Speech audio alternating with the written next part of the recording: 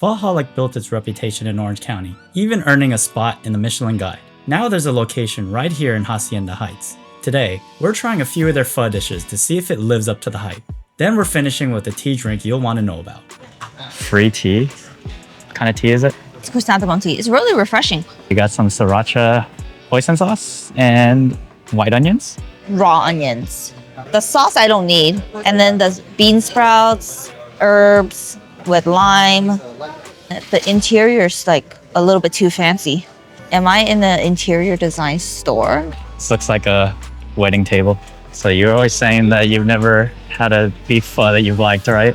Yeah, so my problem is that I've had lots of beef pho in my life, but nothing ever blew my mind. And I was telling someone that, and they told me to try Phởholic. Luckily, they just opened Hacienda location like not too long ago.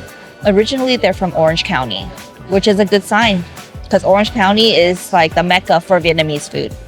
In the US at least. But then also, for the longest time, Lisa didn't eat beef. So a long time ago, our friend Scott, rest in peace, took us to go eat pho at one of his spots.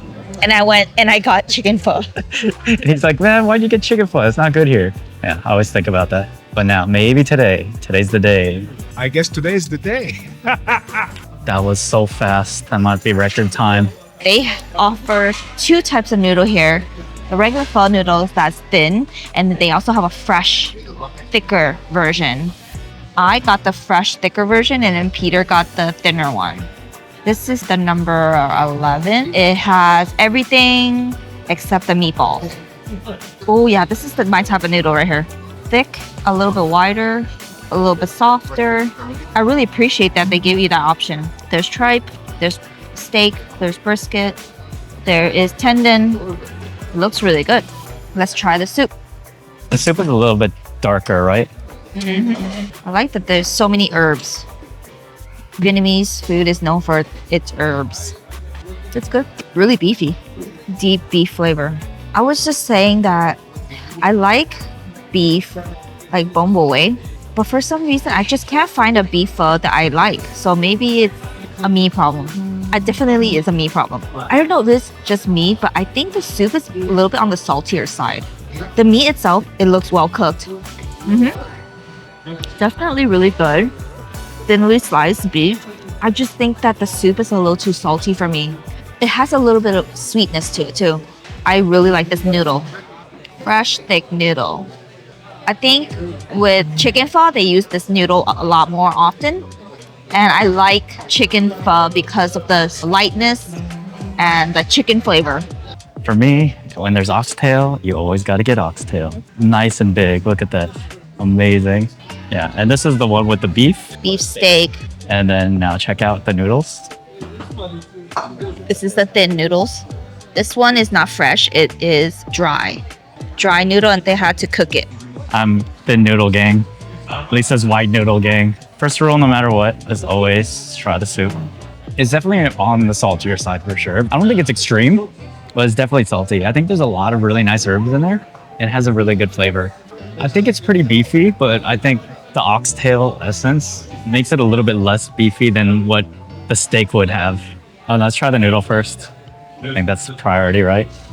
I feel like the noodles pull in more of the herby essence, or at least with that bite. But I think if you eat it with the meat, I think you kind of need that balance with the meat and the noodles, so it soaks up like the herby flavor, but also the beefy flavor at the same time. The thing that we're most curious about is how is the oxtail? Oh, it's pulled off the chopstick. Fall off the chopstick. Okay, here's a nice piece that has a little bit of everything. That's the winner right there.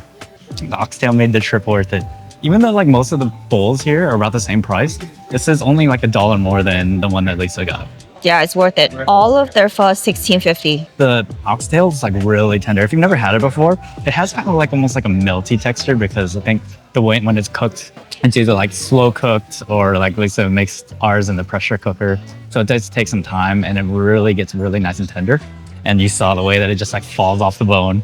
It's really nice. It's one of the most magical meats there is on the planet. One of the steak. Ton of cilantro in this bowl. I think that's the winning combo here. You have the meat with the noodles, get the beefy flavor, and you get the herby flavor together. But also, I feel like it kind of balances out a little bit better. because the soup is definitely on the saltier side for sure. So be aware of that.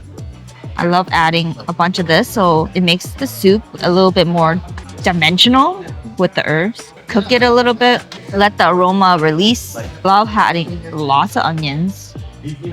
And I'm not really a bean sprout person, but see, it changed the soup a little. It actually lightened the flavor. I asked for the fat water, the nước béo, and they poured it in for me. So for the folks at home, what is that? Nước béo is the fat from the top layer of the soup where all the beef fat floats. A lot of times they skim it and they save it, and then they save it for whoever wants it. It's not always automatically given to you, but I think it adds a lot of beefy flavor. And there's no charge for it, right? No, it's best with herbs. You just need to eat the herbs. If I were to eat beef pho, I think I will come here and maybe get the oxtail. I love that they also have a build your own option. Add what meats you want. It's a choose your own adventure with pho. I think you have to try the oxtail now. Oh, it's cooked really well. So look at all this fat right here. Kind of don't like that. It's cooked really well.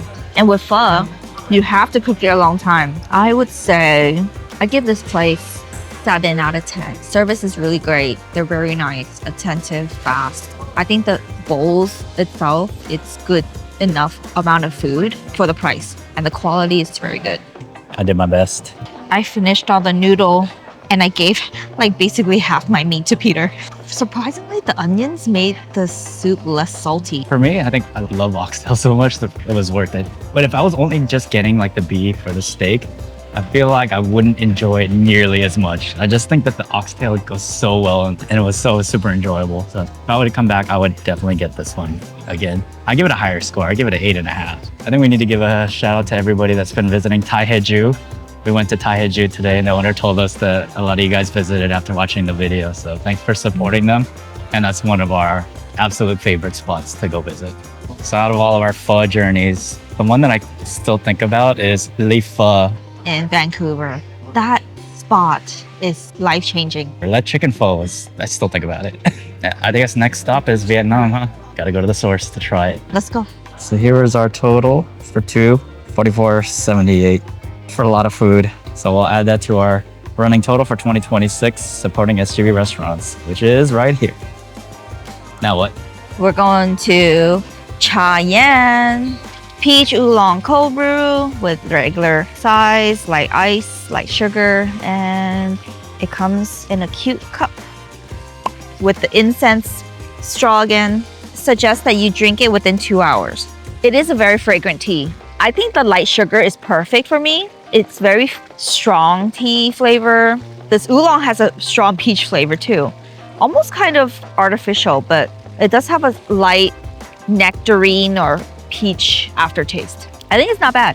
It's really refreshing and affordable. So I think this is the cheapest drink that we've had in 2026. But this is only tea. There's like no toppings. I didn't order any toppings or milk or anything like that. What is this plaza called? I just called the Little Bean Plaza, but then Little Bean closed down. Yeah, over there, Little Bean. Little Bean was like really OG boba shop. I like going to get their red bean smoothies, red bean ice drinks.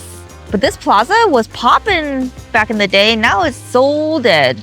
Yeah, this design is kind of hilarious. It looks like a castle. Yeah, it looks like medieval times or something. But also, I had my birthday here that one year at Newport Seafood, and it looks like nobody's in there. That was kind of sad.